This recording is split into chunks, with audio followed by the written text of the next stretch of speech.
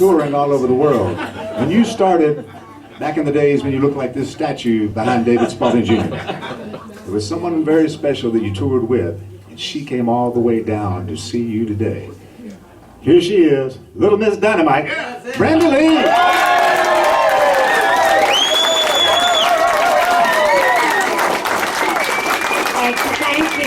Thank you so very much.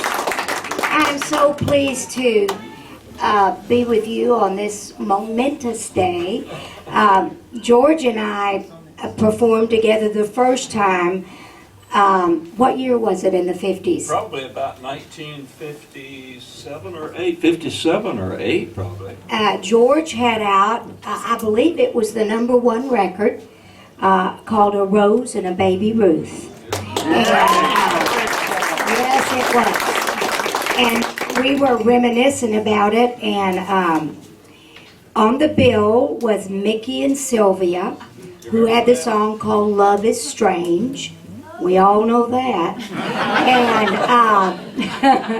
And George, myself, and Little Richard. That's right. And we all went outside because they said Little Richard was going to come in a limo, which we didn't have.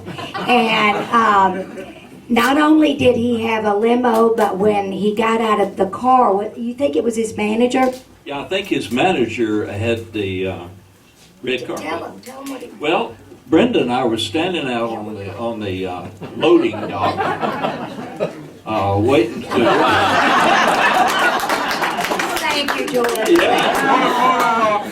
We were waiting to see the king of rock and roll at that time. Absolutely. And by the way, when Elvis started, most of the songs he sang on shows were Little Richard songs before he had hits. Before he had hits, Little Richard was one of his big influences, as Little Richard was to people like the Beatles, and a lot of course, you, like you said, you traveled internationally, as I did, and a lot of our groups like the Everly Brothers, Fats Domino, Little Richard, they inspired the English groups with their harmony and everything.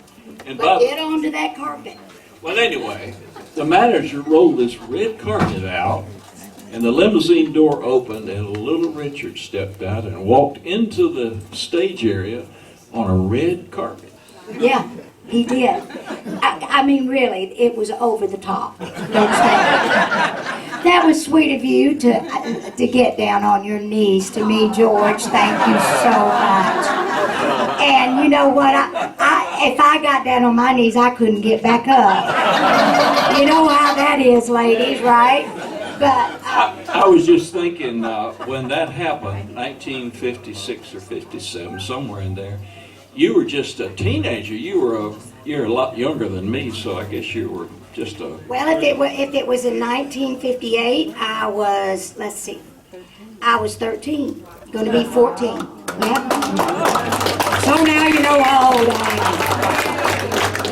But this is so wonderful, and may I just say, folks, that in life you meet a lot of people, but seldom do you meet what I call real folks.